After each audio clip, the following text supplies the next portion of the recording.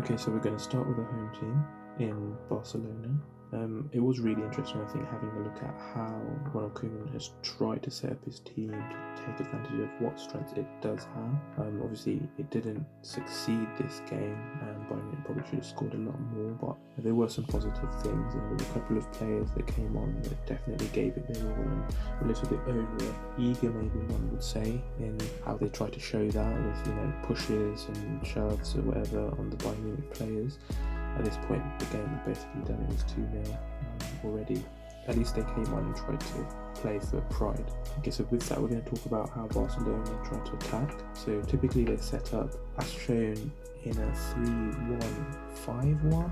So whilst Depay is quite high on this occasion, he very often dropped more into this kind of CAM position with De Jong threatening him behind. Now, De Jong's never going to get a lot from Ricardo. Bayern Munich typically set up in this 4-4-2 or 4-2-3-1 shape to try and press Barcelona when they try to pass out the back, with them almost kind of going player for player against the centre backs of Barcelona. But through the movement of Barcelona's wide centre midfielders, so here we're thinking of Pedri and De Jong, they were able to create channels or spaces for the wing backs to be able to get higher up the pitch and evade Bayern Munich's pressure. So you would have Busquets a little bit deeper in there, so he'd be the one trying to hopefully receive from the centre backs, or you could have the ball played longer over the Bayern press into the wing backs. But there was obviously a lot of space for wing backs to be able to operate, as you can see here. At times, Bayern Munich did send their fullbacks, Davies and Pavard, to go and press, but a lot of times there was that space for the Barcelona wingbacks to try and exploit. I did feel a lot of sympathy for Roberto. Obviously, he's actually a centre midfielder, played right wingback, and then compared to Davies, he might as well be running in treacle. It doesn't matter how much of a head start you give Roberto, he's not going to win a race against Davies.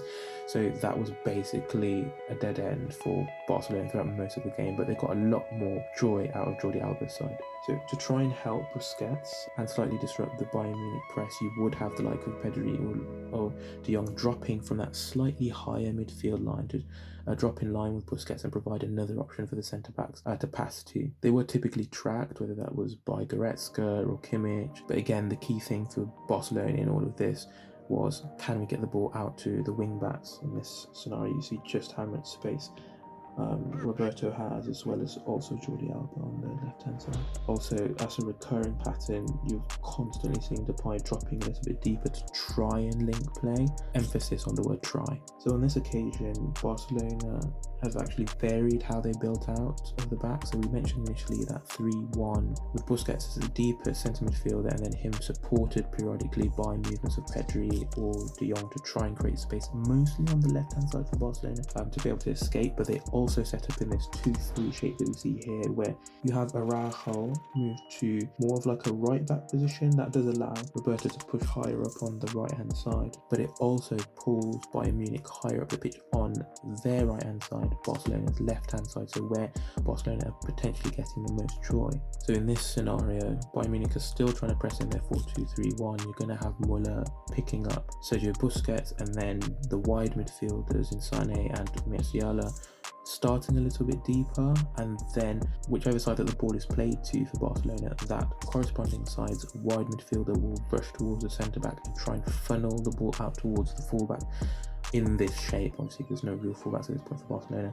Funnel the ball out to them, in this case out to Jordi Alba, who Musiala is going to try and press up against the touchline. So I mentioned it a little bit earlier, but with all the substitutions that Barcelona made, I wouldn't say it changed too much of their style. I definitely think that they were a little bit less conservative, but I'm not sure if that was an actual tactical choice or just due to the inexperience of the players that you brought on. So I think this is a good example of that. In this scenario, you've got Bayern Munich in possession with Upamecano. You'd say that Barcelona aren't in particularly much trouble. My issue, and the reason why I think that they were a little bit disorganised, so I say less conservative but also disorganised, is on this far side here, where players aren't really picking up their man. Obviously they've technically got 1-to-1 here, but there's definitely a ball on into this space over here. There's definitely an easy run on there, and you don't really want PK being the one trying to keep up with Lewandowski through the middle by himself.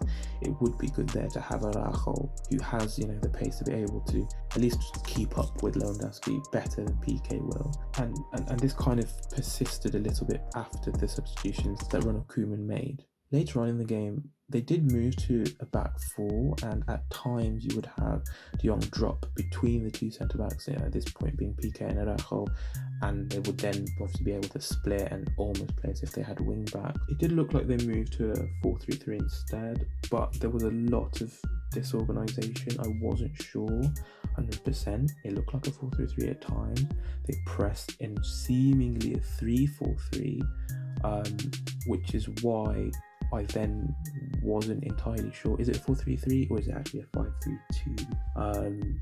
Yeah, so I was a little bit confused. I mean, if anyone has a better idea for that last part of the game, please let me know in the comments down below. Did you think it was a 4-3-3 or 5-3-2? So we've mentioned the key ways that Barcelona attacked. We talk about, you know, getting the ball out into the wide spaces because of the fact that the fullbacks for Bayern didn't always press aggressively against the wing backs of Barcelona. Memphis Depay dropping off the line into more of like a centre attacking midfield position. I think he did terribly at it. I don't think it was entirely his fault. It's partially just due to how toxic the way Upamecano is when he defends.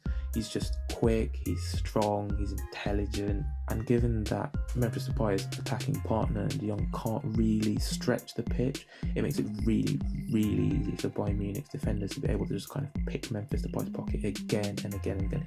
He got such a forlorn figure. So in this example, we've got Bayern Munich in a 3-4-3 press instead of a 4-2-3-1. I say 3-4-3 just because you are actually seeing here highlighted Süle push into a CDM position where you saw the centre midfielders of Bayern Munich kind of split. So in this scenario, you actually had Kimmich moving out towards more of a right midfield position. So you've got Musiala much higher up the pitch. He was trying to put pressure on one of the centre backs for Barcelona. So Bayern Munich moves to more of this 3-4-3 where you've had Süle as a centre back step out into centre midfield and just plug the gap.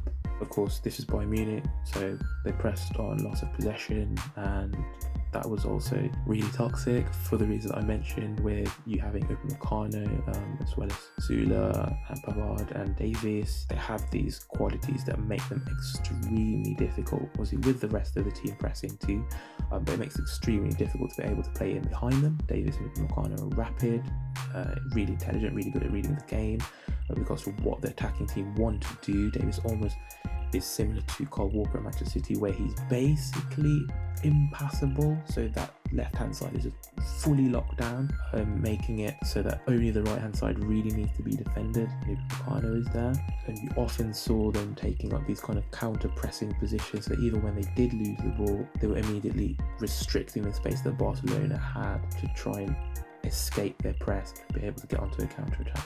For example, you see that here with Süle's position. This is a centre back and he's maybe 15 yards, 10 yards into Barcelona's half, tracking Memphis Depay, who's dropped. And then obviously you've got the much quicker Upamecano deeper with De Jong.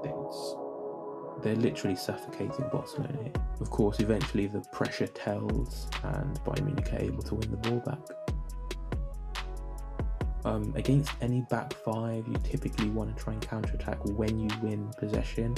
With a back five, at least at this level, they tend to counter-attack. They tend to send players forward when they do win the ball, and that's when you then have space when you regain the ball to attack into. So that's what Bayern Munich tried to do. So when they pressed, as we mentioned before, on loss of possession or just generally, and they were able to win the ball back, quite a lot of the time they would just immediately go for the jugular. This was especially problematic for Barcelona because of their centre midfield. So you have Busquets being the deepest of the centre midfielders, and obviously he's not very quick. He's very good at going down.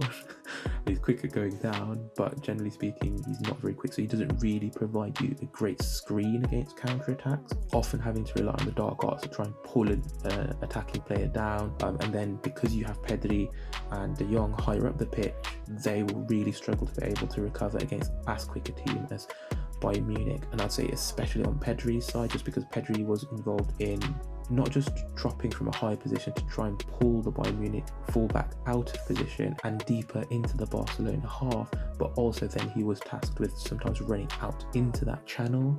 So he was just doing a lot of work for the team. Okay, so where Barcelona were able to progress the ball higher up the pitch and kind of hold possession in that middle third, and the wing backs were able to get into more wide midfielder positions, they could kind of pin back Bayern Munich, and they would have to drop a little bit. I mean, you see here, this is maybe a high to mid block at best, and in this shape, in the 4-2-3-1 shape that they have here, you would have the wide midfielders tucked relatively narrow, just to try and help those centre midfielders and kind of congest the centre of the park. That's the most dangerous part of the park, and you just prevent Barcelona from easily being able to use the very silky touches of De Jong, Busquets, Pedri to be able to try and get the ball through the centre of the pitch. Much later on in the game, the wide midfielders of Bayern Munich would try and help the far-sided fullback. So in this case, we have Sabitzer, who's pulled out into that left midfield position instead of Koeman, and when the ball is far side for him, so we're thinking right hand side for Bayern Munich, then he pulls almost into a wing back position so that then Davies can still stay narrow and stay with his centre back. I think at this point it was Hernandez, and because of that it makes a switch for Barcelona a lot more difficult. The wing back for Barcelona won't really be able to pick up any head of steam. He'll immediately be closed by Sabitzer. Obviously if the ball then comes back around towards Sabitzer's side, then Sabitzer will move back into a proper left midfield position instead. To add a little bit more nuance to the Bayern Munich attack, beyond just, pressing on loss of possession, trying to counter, they did try a lot of the time to try and get in behind with quite direct runs, obviously facilitating that by having forwards drop off the line, that way trying to pull maybe it's Eric Garcia or Araujo, the wide centre-backs, off the back line and create a space for another player to be able to run into. Obviously in this they're helped by the fact that Goretzka was such a willing runner from midfield, so Araujo will have come out a slight bit just to try and pick up Muller's position a little bit, but then that will leave space in for Goretzka through the middle, which is something here that Pavard is looking to try and connect with. Again here we're seeing similar patterns, we're seeing Sané dropping off the line, we're seeing Goretzka making his run through deep, we're seeing Lewandowski looking to try and run in behind the high line of Barcelona, and then the final example again, we've got Goretzka really high, we've got Lewandowski running in behind, we've got Sané dropping off the line. He is being tracked here by Araujo, which was a common theme throughout the game.